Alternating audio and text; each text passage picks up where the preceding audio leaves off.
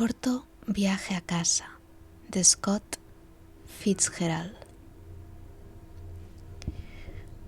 Yo estaba cerca de ella porque me había rezagado a propósito para acompañarla a dar un breve paseo, desde el cuarto a la puerta de la calle.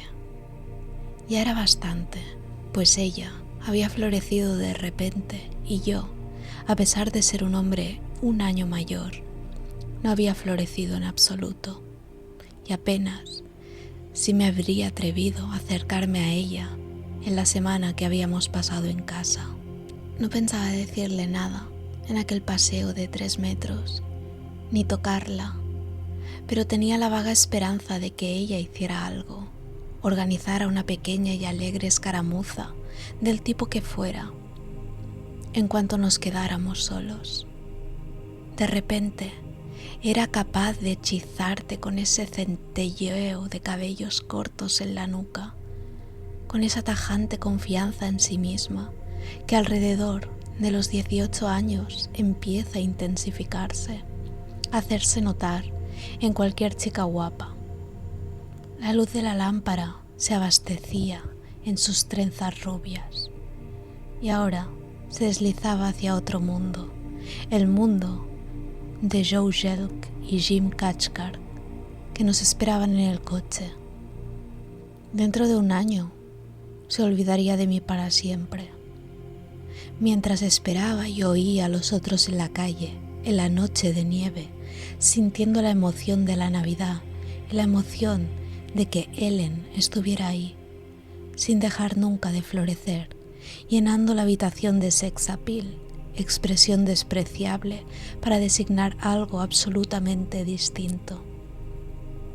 Una criada salió del comedor, le dijo en voz baja algo a Ellen y le entregó una nota. Ellen la leyó y sus ojos perdieron el brillo, como cuando la electricidad baja de tensión en las zonas rurales, sin llegar a apagarse. Luego me dirigió una mirada extraña, aunque probablemente ni me veía, y sin una palabra siguió a la criada hacia el comedor y las profundidades de la casa. Yo me senté a hojear una revista durante un cuarto de hora. Joe Jelke entró con la cara roja de frío y la bufanda blanca de seda reluciendo en el cuello de su abrigo de piel. Estaba en el último curso en New Haven, donde yo estudiaba segundo.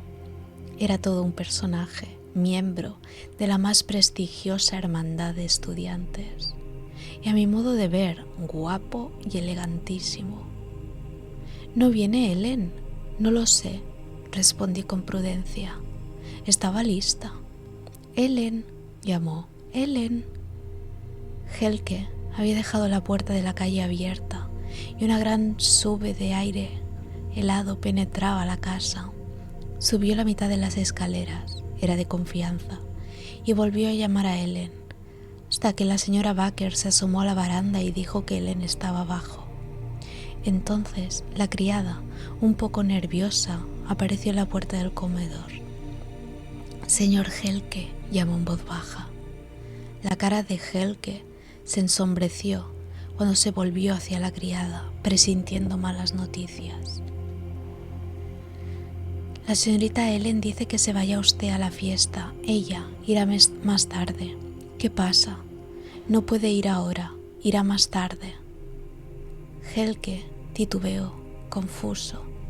Era el último gran baile de las vacaciones y estaba loco por Ellen.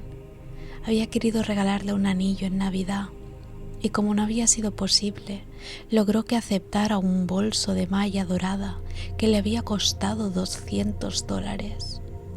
Jelke no era el único. Había 3 o 4 en el mismo estado de desesperación. Y eso que Ellen solo llevaba 10 días en casa, pero él era el que tenía mayores posibilidades, pues era rico y amable, y en aquel momento el chico más deseable de St. Paul. Para mí era imposible que Ellen pudiera preferir a otro, pero se rumoreaba que Ellen consideraba a Joe demasiado perfecto. Me figuro que Ellen lo encontraba falto de misterio y cuando a un hombre se le presenta semejante problema con una chica que todavía no piensa en los aspectos prácticos del matrimonio. En fin. «Está en la cocina», dijo Joe, enfadado. No, no está. La criada, un poco asustada, se comportaba de un modo insolente. «Está». «Ha salido por la puerta del servicio, señor Helke. Voy a ver». Lo seguí. Las criadas suecas que lavaban platos levantaron los ojos cuando nos acercamos y un estruendo de cacerolas acompañó nuestro paso por la cocina. La puerta abierta, sin el pestillo, se agitaba al viento y cuando salimos al patio nevado vimos las luces traseras de un coche que doblaba la esquina al fondo del callejón. «La voy a seguir», dijo Joe con calma. «No entiendo lo que pasa». Yo estaba demasiado horrorizado por el desastre para discutir. Corrimos al coche y emprendimos un infructuoso y desesperado viaje zigzagueante a través de la zona residencial, mirando dentro de cada coche que encontramos por las calles. Joe tardó media hora en empezar a sospechar la futilidad del empeño. St. Paul es una ciudad de cerca de 300.000 habitantes y Jim Cathcart le recordó que había que recoger a otra chica. Como un animal herido, se hundió en una melancólica masa de piel en un rincón y de vez en cuando se erguía de golpe y se balanceaba adelante y atrás, desesperado e irritado. La chica de Jim estaba lista e impaciente, pero después de lo que había sucedido, su impaciencia no parecía importante y estaba encantadora. Las vacaciones de Navidad tienen algo especial, una sensación excitante de crecimiento y cambio y aventuras exóticas que transforma a la gente que conoces de toda la vida. A Joe Helke, que era demasiado educado para mostrar su aturdimiento ante la chica, le dio un ataque de risa. Carcajadas cortas, ruidosas y estridentes fueron toda su conversación y continuamos en coche hacia el hotel. El chofer se equivocó de dirección al acercarse al hotel. Tomó la dirección contraria al aparcamiento para invitados y gracias a esto nos vimos de repente frente a Ellen Baker, que se apeaba de un pequeño coche de 2 puertas. Incluso antes de que nos detuviéramos, Joe Helke, nerviosísimo, saltó del coche. Ellen nos dirigió una mirada ligeramente inquieta, quizás de sorpresa, pero nunca de alarma. De hecho, no parecía demasiado consciente de que fuéramos nosotros. Joe se le acercó con una dura, digna y ofendida, a mi juicio, absolutamente justificada expresión de reproche. Yo lo seguí. Sentado en el coche, no se había apeado para ayudar a salir a Helen. Había un hombre de cara afilada, endurecida, de unos 35 años, con aire de hombre marcado, una cicatriz y una leve sonrisa siniestra. Sus ojos eran una especie de insulto burlón al género humano. Eran los ojos de un animal, soñolientos e indiferentes a la presencia de otras especies. Era una mirada de desamparo, pero brutal, desesperanzada, pero confiada.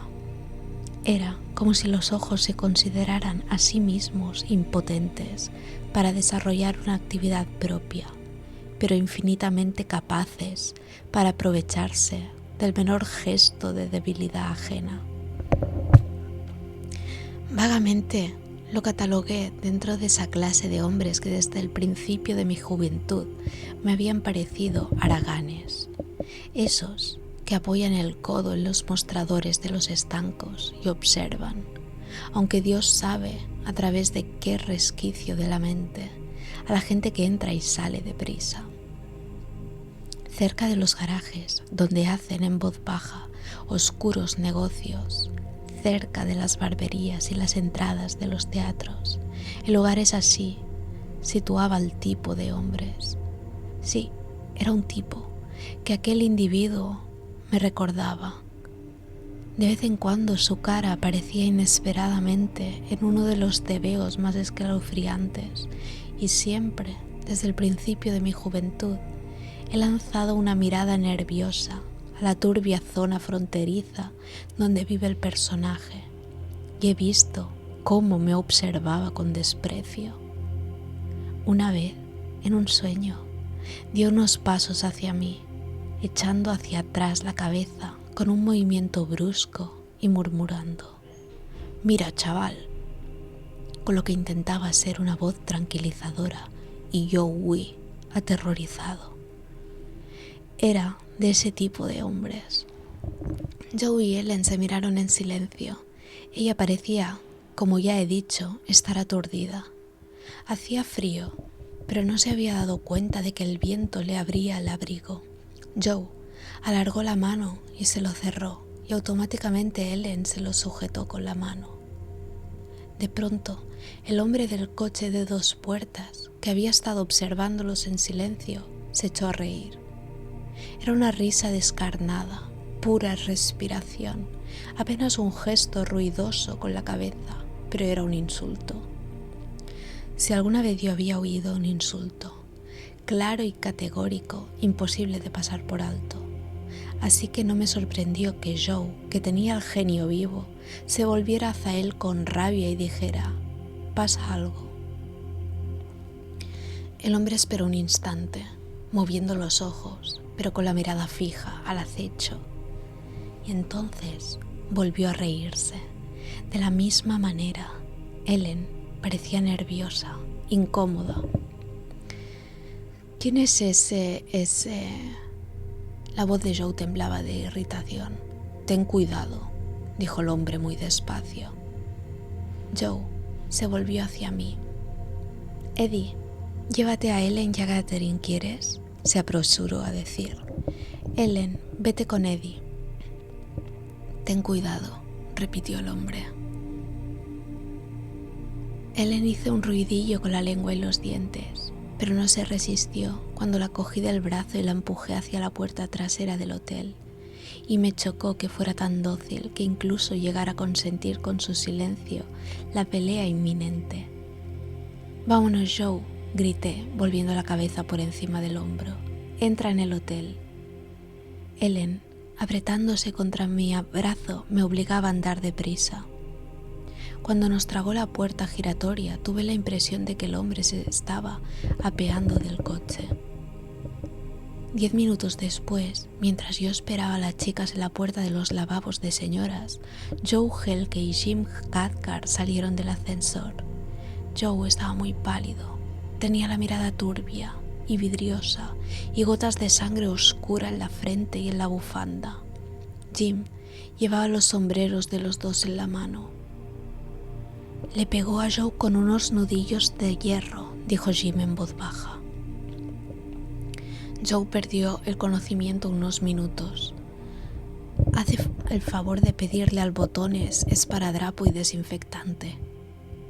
Era tarde y el vestíbulo estaba desierto. Ráfagas de música de viento nos llegaban desde la fiesta en el piso de abajo, como si corrieran y descorrieran pesados cortinajes. Cuando Ellen salió de los lavabos, la llevé directamente hacia las escaleras. Bajamos, eludimos la entrada a la sala de baile y nos metimos en una habitación sombría, adornada con palmeras, donde las parejas descansaban entre pieza y pieza. Allí le conté lo que había sucedido. «La culpa la tiene Joe», dijo sorprendentemente. Le advertí que no se inmiscuyera. No era verdad. Ellen no había dicho nada, solo había chasqueado la lengua con impaciencia.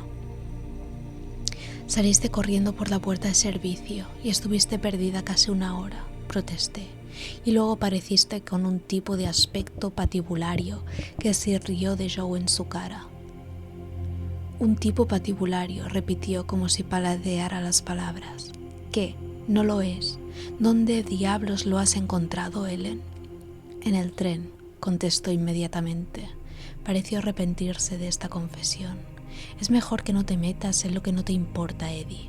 y has visto lo que le ha pasado a Joe. Me dejó sin habla. Literalmente, verla sentada a mi lado, inmaculada y radiante, mientras su cuerpo emitía ondas de lozanía y fragilidad, y oírla hablar así. «Pero que ese hombre es un criminal», exclamé. «Ninguna chica estaría a salvo en su compañía. Le ha pegado a Joe con unos nudillos de hierro, unos nudillos de hierro. Eso es muy malo». Hizo la pregunta como podría haberla hecho unos años antes. Me miró, por fin, y realmente esperaba una respuesta. Fue como si por un momento intentara recobrar una actitud que casi ya no existía. Inmediatamente volvió a endurecerse. Digo endurecerse, pues empecé a darme cuenta de que cuando pensaba en aquel hombre, sus párpados se cerraban un poco, impidiéndole ver otras cosas, todo lo demás.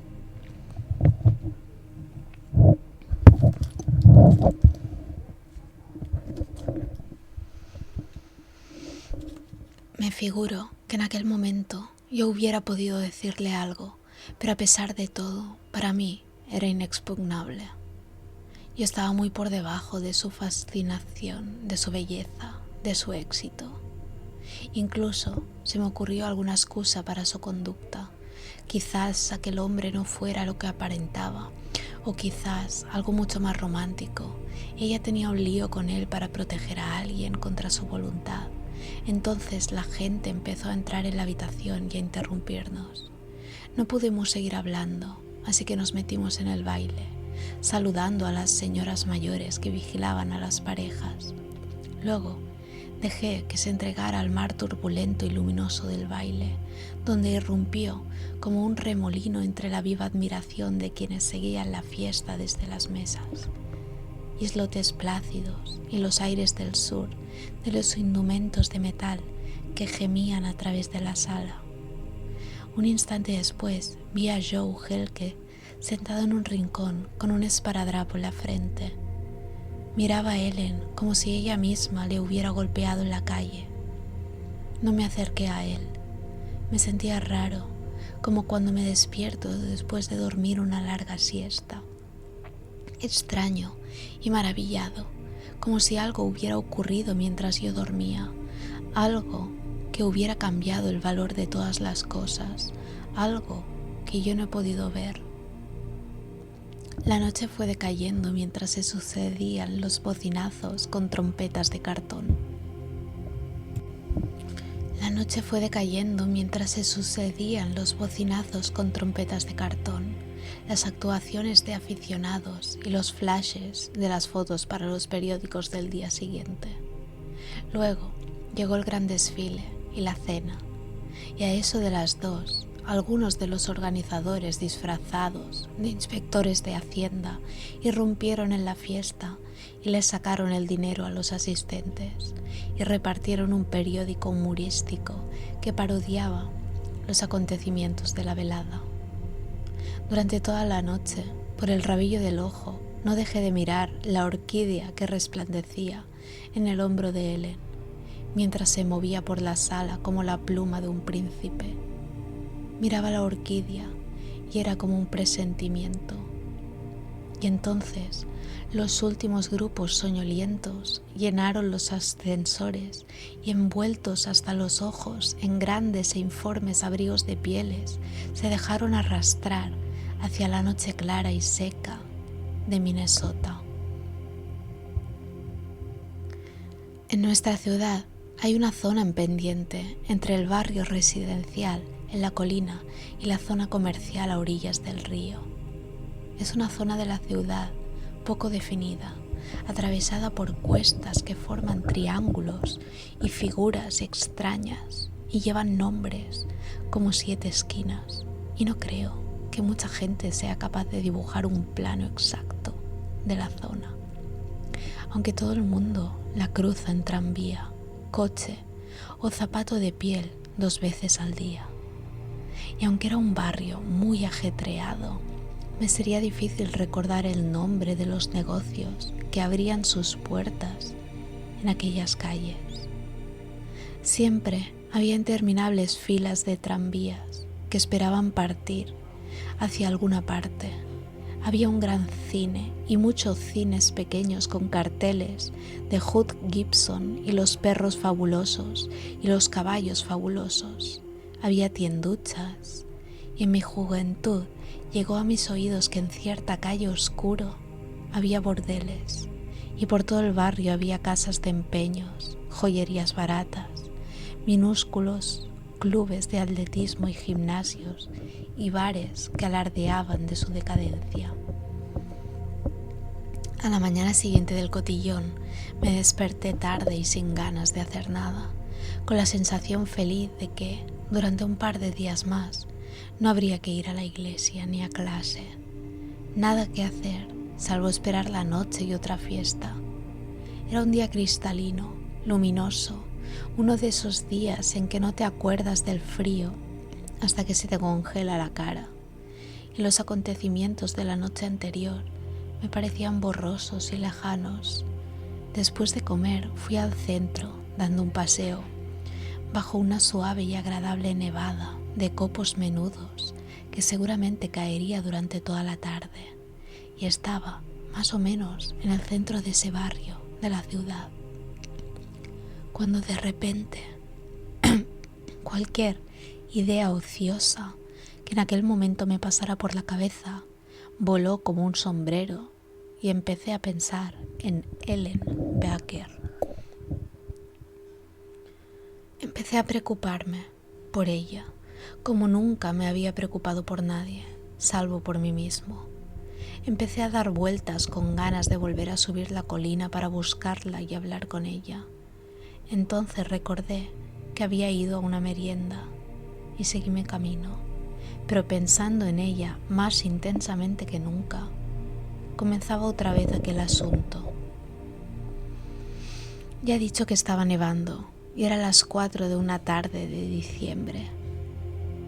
Cuando hay una promesa de oscuridad en el aire y las farolas empiezan a encenderse. Pasaba ante una especie de billares y restaurante mezclados, con un hornillo lleno de perritos calientes en el escaparate y unos cuantos haraganes rondando por la puerta. Las luces del local estaban encendidas. No eran luces vivas, solo unas pocas bombillas pálidas y amarillentas que colgaban del techo, y el resplandor que emitían y llegaba al crepúsculo helado no era lo suficientemente vivo para tentarte a que miraras con detenimiento hacia el interior. Cuando pasé, sin dejar de pensar en Ellen, miré de reojo al cuarteto de gandules que había en la puerta. No había dado 3 pasos calle abajo cuando uno de ellos me llamó, no por mi nombre, sino de una manera que solo podía estar dirigida a mis oídos. Pensé que merecía aquel honor por mi abrigo de mapache y no hice caso, pero inmediatamente quienquiera que fuera me llamó otra vez con voz imperiosa. Me molestó y me volví. Allí, entre el grupo, a menos de 3 metros de distancia, mirándome con esa media sonrisa de desprecio con la que había mirado a Joe Helke, estaba el hombre de la cicatriz y la cara afilada de la noche anterior. Llevaba un estrafalario abrigo negro, abotonado hasta el cuello, como si tuviera frío. Sus manos se hundían en los bolsillos y usaba sombrero hongo y botines altos. Yo estaba asustado y titubeé unos segundos, pero sobre todo estaba furioso y sabiendo que yo era más rápido con los puños que Joe Helke, di un paso indeciso hacia él. Los otros ni me miraban. No creo que se hubieran fijado en mí, pero sabía que el de la cicatriz me había reconocido. Su mirada no era fortuita. Aquí me tienes, ¿cómo te las vas a arreglar?, parecían decir sus ojos. Di otro paso hacia él y se echó a reír, una risa que no se oía, pero estaba llena de vigoroso desprecio, y se reunió con el grupo. Yo lo seguí. Iba a hablar con él. No estaba seguro de lo que iba a decirle, pero cuando le planté cara había cambiado de opinión y había dado marcha atrás, o quería que lo siguiera al interior del local, pues había alargado y los 3 hombres observaban sin curiosidad cómo me acercaba. ¿Ha entrado? Se miraron de aquella manera cautelosa, se guiñaron en el ojo unos a otros y después de un perceptible instante de silencio uno dijo: ¿Quién ha entrado? No sé cómo se llama. Volvieron a guiñarse el ojo. Irritado y decidido los dejé y entré en los billares. Había unos cuantos comiendo en el mostrador y otros cuantos jugando al billar, pero aquel individuo no se encontraba entre ellos. Volví a titubear si su intención era llevarme hacia alguna parte oscura del local. Yo quería guardarme a las espaldas. Hablé con el hombre de la caja. ¿Dónde se ha metido el tipo que acaba de entrar? ¿Qué tipo? Uno con la cara afilada y sombrero hongo. ¿Cuánto hace que entró? Unos segundos. No lo he visto, dijo. Esperé. Los 3 de la puerta entraron y se alinearon junto a mí en el mostrador. Me di cuenta de que los 3 me miraban de una manera extraña. Sintiéndome indefenso y cada vez más incómodo, di media vuelta y me fui. Apenas había empezado a bajar la calle cuando me volví y me fijé bien en el sitio. Quería recordarlo para poder volver. En la primera esquina eché a correr sin pensar 2 veces. Tomé un taxi frente al hotel y me llevó de nuevo colina arriba. Ellen no estaba en casa. La señora Baker bajó las escaleras y me lo dijo. Se alegraba de que las vacaciones estuvieran terminando. Suponían un esfuerzo y Ellen no era demasiado fuerte. Y dijo algo que me tranquilizó enormemente. Se alegraba de que yo hubiera vuelto, porque Ellen querría verme, y ya quedaba muy poco tiempo. Ellen se iba a las 8:30 aquella misma noche. «Esta noche», exclamé. «Creí que se iba pasado mañana». «Va a Chicago, a ver a los Brokaw», dijo la señora Baker. «La han invitado a una fiesta. Lo hemos decidido hoy. Se irá con las hijas de los Ingersoll esta noche». ¿Tardará en venir? Menos de 1 minuto. Acaba de llamar por teléfono desde el club universitario. Dije que volvería más tarde. Yo vivía prácticamente en la casa de al lado y necesitaba estar solo. Entonces, ya en el jardín recordé que no tenía llave, así que seguí el camino de entrada a casa de los Baker para tomar el antiguo atajo que usábamos cuando éramos niños, cruzando el patio. Todavía nevaba, pero ahora los copos eran más grandes y había oscurecido, e intentando encontrar el antiguo pasadizo, me di cuenta de que la puerta trasera de los Baker estaba entornada. No sé muy bien por qué volví y entré en aquella cocina. Hubo un tiempo en que me sabía el nombre de las criadas de los Baker. Ya no era así, pero ellas me conocían. Y me di cuenta de que cuando llegué se produjo un repentino silencio. No solo dejaron de hablar, hubo un cambio de estado de ánimo. Se creó una especie de expectación. Las 3 se pusieron a trabajar demasiado deprisa. Hacían movimientos innecesarios, daban voces. La camarera me miraba con miedo y de repente intuí que quería decirme algo. «Estoy enterado de todo», dije. «Es un asunto muy serio. Si no cierra esa puerta y le echa la llave, iré ahora mismo a hablar con la señora Baker». «No le diga nada, señor Stinson». «Pues que nadie moleste a la señorita Ellen y me enteraré si alguien la molesta». Hice alguna ultrajante amenaza de ir a todas las agencias de empleo y ocuparme de que no volviera a encontrar trabajo en la ciudad. Estaba absolutamente amedrentada cuando me fui. Le había echado la llave y el cerrojo a la puerta de servicio. Entonces oí que llegaba un coche grande a la puerta principal. Traían a Ellen a casa y fui a despedirme.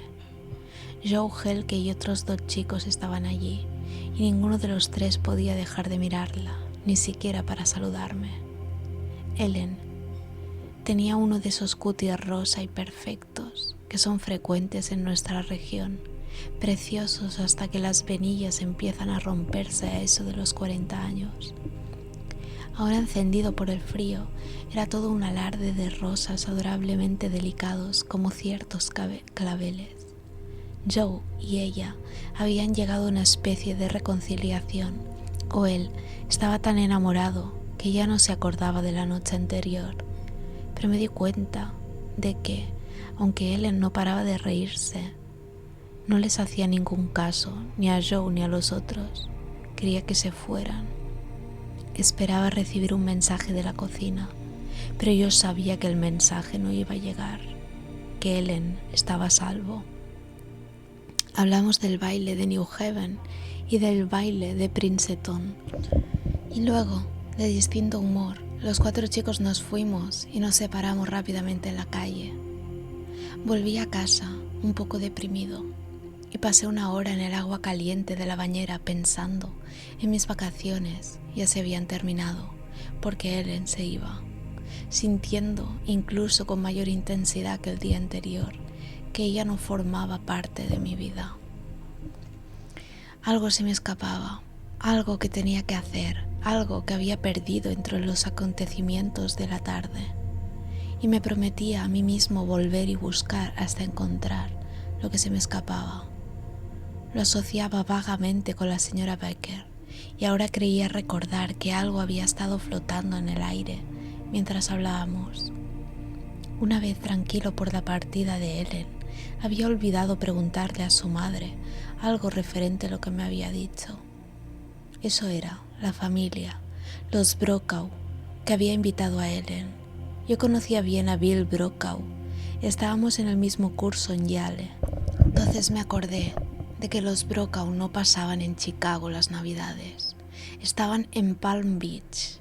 Salí inmediatamente goteando de la bañera, me puse algo de ropa interior y llamé enseguida por teléfono desde mi cuarto. Pude hablar pronto con la casa de los Becker, pero la señorita Ellen ya había salido hacia la estación. Por fortuna, nuestro coche estaba en casa y mientras me introducía, todavía mojado en la ropa, el chofer lo trajo a la puerta.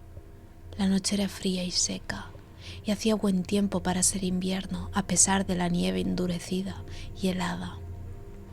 Incómodo e inseguro, al ponerme en camino, me sentí un poco más confiado. Cuando la estación, nueva y luminosa, surgió de la noche fría. Durante 50 años mi familia había sido propietaria del terreno en el que había sido construida, y aquel detalle parecía justificar mi temeridad. Puede que yo estuviera pisando terreno prohibido, pero la sensación de tener en el pasado un sostén sólido me empujaba a desear ponerme en ridículo. Todo aquel asunto era un disparate, una terrible equivocación. La idea de que el asunto era inofensivo caía por su base, pero entre Ellen y una catástrofe imprecisa e inevitable estaba yo, o la policía y un escándalo. No soy un moralista. Había algo más, un elemento oscuro y aterrador, y no quería que Ellen lo afrontara sola. Había 3 trenes de St. Paul a Chicago que salían pocos minutos después de las 8:30.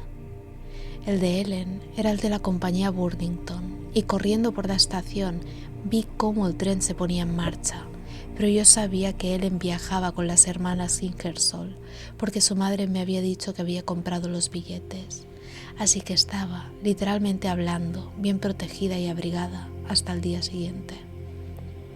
La entrada al andén del siguiente tren para Chicago estaba en el otro extremo de la estación, y hacia allí corrí a toda velocidad para coger el tren y lo conseguí. Pero había olvidado una cosa, suficiente para quitarme el sueño y tenerme preocupado casi toda la noche. Mi tren llegaba a Chicago 10 minutos después que el otro. Ellen tendría tiempo de sobra para desaparecer en una de las ciudades más grandes del mundo.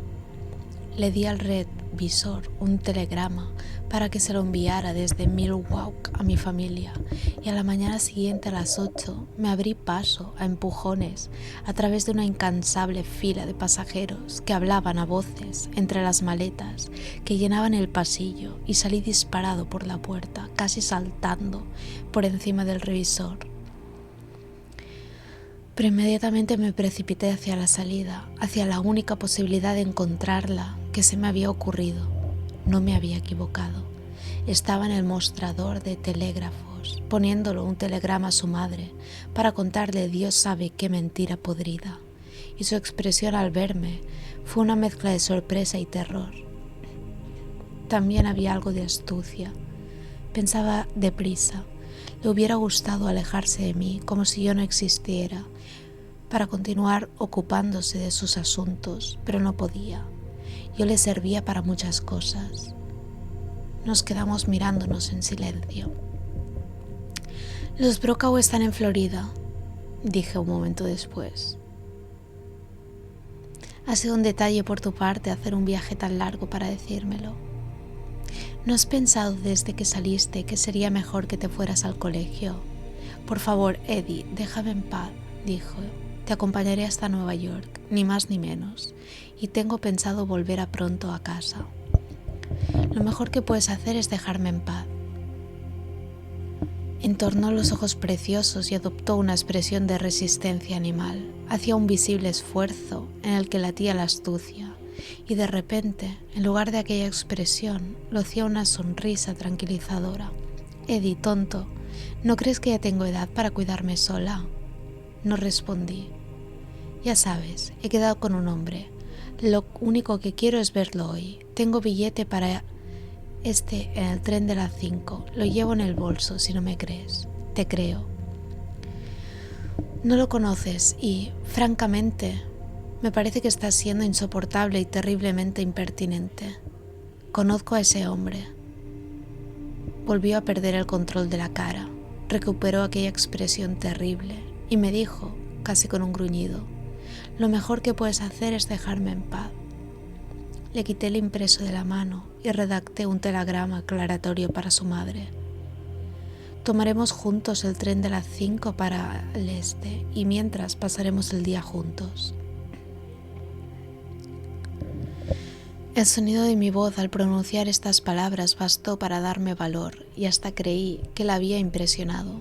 Pareció resignarse en cierta medida, por un instante al menos, y me acompañó sin protestar mientras sacaba mi billete. Pasamos el día en Chicago y después volvimos en el mismo tren. Mi litera estaba en el mismo vagón, en el compartimento de Ellen. Era un vagón anticuado, de luces turbias y alfombras y tapicerías, llenas de polvo de otra generación. Había media docena de viajeros más, pero no me causaron ninguna impresión especial, si no fuera porque formaban parte de la irrealidad que yo empezaba a sentir a mi alrededor, por todas partes. Nos metimos en el compartimento de Ellen, cerramos la puerta y nos sentamos.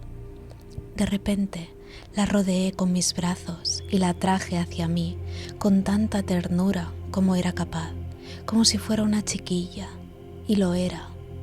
Se resistió un poco, pero pronto se rindió y se quedó tensa y rígida entre mis brazos. Ellen, dije indeciso, me has pedido que confíe en ti. Tú tienes muchas más razones para confiar en mí. ¿No te ayudaría a librarte de todo esto si me contaras un poco lo que te pasa? No puedo, me dijo en voz muy baja. Quiero decir que no tengo nada que contar. Conociste a ese hombre en el tren cuando volvías a casa y te enamoraste de él, ¿no es verdad? No lo sé. Cuéntamelo, Ellen. ¿Te enamoraste de él? No lo sé, por favor, déjame en paz. Llámalo como quieras, continué. Ese hombre ejerce algún tipo de influencia sobre ti. Está intentando aprovecharse de ti. Está intentando conseguir algo de ti. No te quiere. ¿Y qué importa?, dijo con un hilo de voz. Importa. En lugar de intentar luchar contra esta situación, estás intentando luchar conmigo. y yo te quiero, Ellen. ¿Me oyes? Te lo digo de golpe, pero no es nada nuevo. Te quiero. Me miró tan dulce como siempre, con sarcasmo. Era una expresión que yo había visto en hombres que estaban borrachos y no querían volver a casa, pero era una expresión humana. Me estaba acercando a Ellen, casi imperceptiblemente, remotamente, pero más que antes. Ellen, me gustaría hacerte una pregunta. ¿Está en este tren? Titubeó y un momento después negó con la cabeza. Ten cuidado, Ellen. Ahora te voy a preguntar otra cosa y me gustaría que pensaras bien la respuesta. Cuando volvías a casa desde el este, ¿dónde tomó ese hombre el tren? No lo sé, dijo con esfuerzo. Y en aquel momento fui consciente, con el indiscutible conocimiento que reservamos para lo que es real, de que el hombre estaba exactamente al otro lado de la puerta. Ellen también lo sabía. Se puso pálida y aquella expresión de animalesca perspicacia volvió a insinuarse. Hundí la cabeza entre las manos e intenté pensar. Debimos quedarnos allí, sin pronunciar apenas palabra una hora larga. Era consciente de que las luces de Chicago y Englewoods y las de suburbios inacabables iban pasando, hasta que no hubo luces y atravesamos la llanura oscura de Illinois. El tren parecía replegarse sobre sí mismo, cuajaba una atmósfera de paz. El revisor llamó a la puerta y preguntó si preparaba la litera, pero dije que no, y se fue. Un instante después, me convencí a mí mismo de que la lucha que inevitablemente se acercaba no estaba por encima de lo que quedaba de mi sensatez, de mi fe en la bondad esencial de las personas y las cosas, que las intenciones de aquel individuo fueran lo que nosotros llamamos criminales, lo daba por sentado. Pero no había por qué atribuirle una inteligencia que perteneciera a un plano superior de la capacidad humana e incluso inhumana. Yo seguía considerándolo un hombre e intentaba descubrir su esencia, su egoísmo, qué tenía en vez de un corazón comprensible. Pero creo que yo sabía de sobra lo que iba a encontrarme cuando abriera la puerta. Ellen estaba encorvada en una esquina, mirando hacia un punto fijo, con una especie de velo en los ojos, como si se encontrara en un estado de muerte aparente del cuerpo y el alma. La incorporé, le puse 2 almohadas bajo la cabeza y le eché mi abrigo de piel sobre las piernas. Luego me arrodillé, le besé las manos, abrí la puerta y salí al pasillo. Cerré la puerta a mis espaldas y me quedé allí un momento, apoyado en la puerta. El vagón estaba a oscuras, salvo por las luces del pasillo y las salidas. No había ningún ruido que no fuera el crujir de los enganches. Un instante después empecé a ser consciente de que había un hombre parado junto al refrigerador del agua, a la puerta del compartimiento de fumadores, con un sombrero hongo en la cabeza, el cuello del abrigo subido como si tuviera frío, las manos en los bolsillos. Cuando lo miré, se volvió y entró en el compartimiento de fumadores y lo seguí. Lo saludé con la cabeza y él reconoció mi presencia con una de sus terribles risas sin ruido. Pero esta vez fue prolongada. Parecía no acabar nunca. ¿De dónde es usted?, le pregunté. Dejó de reír y me miró con los ojos entornados, preguntándose cuál sería mi juego. Cuando decidió contestarme, su voz sonó apagada, como si hablara a través de un pañuelo de seda, desde muy lejos. Soy de St. Paul, Jack. De viaje a casa, asintió. Luego respiró hondo y habló con una voz áspera y amenazadora. Es mejor que te bajes del tren en Fort Wayne, Jack. Estaba muerto. Estaba tan muerto como el demonio. Había estado muerto desde el principio, pero la fuerza que había fluido a través de él como sangre en las venas, ida y vuelta a St. Paul, lo estaba abandonando. Un nuevo perfil, su perfil de muerto, iba apareciendo a través de la figura palpable que había derribado a Joe Helke. Habló de nuevo con una especie de esfuerzo, como a sacudidas. ¿Te bajas en Fort Wayne, Jack, o te borro del mapa? Movió la mano dentro del bolsillo del abrigo y me enseñó un revólver. Negué con la cabeza. No puedes tocarme, contesté. Lo sé, ya lo ves. Sus ojos terribles me miraron de arriba abajo rápidamente, intentando averiguar si yo sabía o no. Entonces lanzó un gruñido e hizo ademán de levantarse de un salto. «Si no sales volando me las pagarás», exclamó con voz ronca. El tren iba reduciendo la velocidad para entrar a Fort Wayne y su voz sonaba con más fuerza en aquella calma nueva, pero no se movió de su sitio. Pensé que estaba demasiado débil. Permanecimos sentados, mirándonos fijamente, mientras obreros iban y venían al otro lado de la ventanilla. Nadie entró en nuestro vagón. Un instante después, el revisor cerró las puertas y pasó de largo por el pasillo, y salimos suavemente de la luz turbia y amarilla de la estación y penetramos en la oscuridad interminable. Lo que recuerdo que sucedió después debe de haberse prolongado durante 5 o 6 horas, aunque me vuelve la memoria como algo sin existencia en el tiempo, algo que podría haber durado 5 minutos o un año. Inició un ataque lento y premeditado contra mí, terrible sin palabras. Sentía lo que solo puede llamar una extrañeza que iba poseyéndome poco a poco, semejante a la extrañeza que había sentido toda la tarde, pero más intensa y profunda. Me agarraba convulsivamente a los brazos del sillón, como si me aferrara a un pedazo de mundo de los vivos.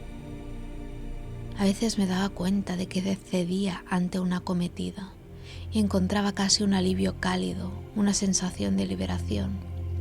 Entonces, con un violento esfuerzo de voluntad, lograba mantenerme en el compartimento. De pronto, me di cuenta de que desde hacía un rato había dejado de odiarlo. Había dejado de sentirme violentamente ajeno a él. Sentí frío y la frente se me llenó de sudor. Se estaba apoderando de mí aborrecimiento, como se había apoderado de Ellen cuando volvía del este en tren, y era precisamente aquella fuerza que extraída de sus víctimas la que lo había empujado a un acto concreto de violencia en St. Paul, y la que, desvaneciéndose y apagándose, todavía le daba fuerzas para luchar. «Es mejor que te vayas». «No, no me voy», contesté haciendo un esfuerzo. «Como quieras, Jack». Daba a entender que era mi amigo. Sabía cómo me afectaba aquella situación y quería ayudarme. Se compadecía de mí. Sería mejor que saliera del compartimiento antes de que fuera demasiado tarde.